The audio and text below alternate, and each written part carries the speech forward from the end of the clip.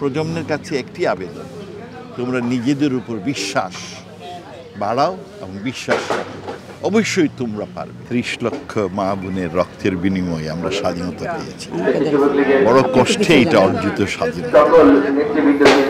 আর আমরা এই স্বাধীনতাকে ধরে রাখতে চাই এবং সেই সাথে আমাদের জাতির পিতা বঙ্গবন্ধু সেই স্বপ্ন বাংলাদেশের সোনার বাংলা বানাতে চাই। আজকের দিনের আমাদের প্রতিজ্ঞা হবে যে আমরা বাংলাদেশকে সোনার বাংলা, উন্নত, সমৃদ্ধশালী, স্থিতিশীল, অসাম্প্রদায়িক অর্থনীতি বানাবো, যেখানে অন্ন, বস্ত্র, বাসস্থান, শিক্ষা সেবা, স্বাস্থ্যসেবা সবার জন্য নিশ্চিত।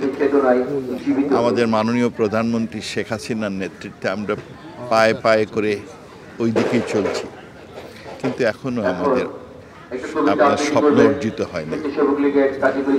তবে একটি জিনিস মনে রাখতে হবে, আমাদের সবসময় সজাগ থাকতে হবে, সতর্ক থাকতে হবে।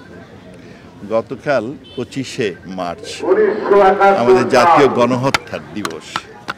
আমি মন্ত্রী থাকতে আমাদের পররাষ্ট্র মন্ত্রণালয়ে একটা গণহত্যা কর্নার তৈরি করেছে এবং এইটাতে একটা নির্দেশনা দিয়েছিল প্রত্যেক সপ্তাহে অ্যাটলিস্ট 2 দিন ছেলে মেয়েরা সেখানে গিয়ে এই বঙ্গবন্ধু, আমরা গণহত্যা কর্নার, বঙ্গবন্ধুর অফিস, বঙ্গবন্ধুর গ্যালারি এগুলো দেখবে, আর অন্যদিন পাবলিক যাবে, দেখতে যাবে।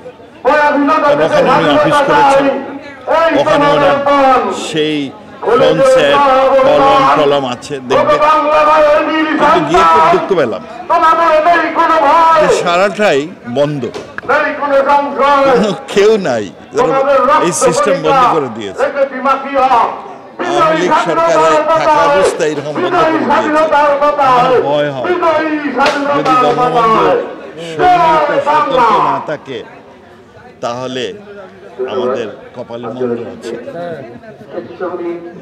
সেই জন্য আমাদের সবসময় সজাগ থাকতে হবে এবং আজকের এই স্বাধীনতা দিবসে আমি দেশবাসীকে আবার স্মরণ করাই, বড় রক্তের বিনিময়ে স্বাধীনতা, এইটাকে কোনোভাবে আপনার বানচাল করা কিংবা আপনার দুর্বল করার কোনো সুযোগ নাই। যে আমরা পৃথিবীর মধ্যে একমাত্র জাতি যারা গণতন্ত্রের জন্য, ন্যায় বিচারের জন্যে, যারা মানবাধিকার জন্যে যুদ্ধ করেছে, রক্ত দিয়ে সেগুলো অর্জন করেছে। আমাদের প্রজন্মকে বলতে হবে যে এই প্রিন্সিপালগুলো, ভ্যালুসগুলো তারা হৃদয়ে রাখবে। আর মনে রাখতে হবে যে আমরা বিজয়ের জাতি, আমরা পারি। তাদের আত্মপ্রত্যয় বাড়াতে হবে। তারা যদি আত্মপ্রত্যয় হয়, নিজের উপর বিশ্বাস রাখে, কেউ আমাদের দাবা রাখতে পারবে। আমার প্রজন্মের কাছে একটি আবেদন, তোমরা নিজেদের উপর বিশ্বাস বাড়াও এবং বিশ্বাস রাখো, অবশ্যই তোমরা পারবে। সংবাদ, ফিচার ও অনুষ্ঠানের জন্য ভিজিট করুন সংবাদ প্রকাশের ওয়েবসাইট এবং যুক্ত থাকুন ফেসবুক পেজ ও ইউটিউব চ্যানেলের সঙ্গে।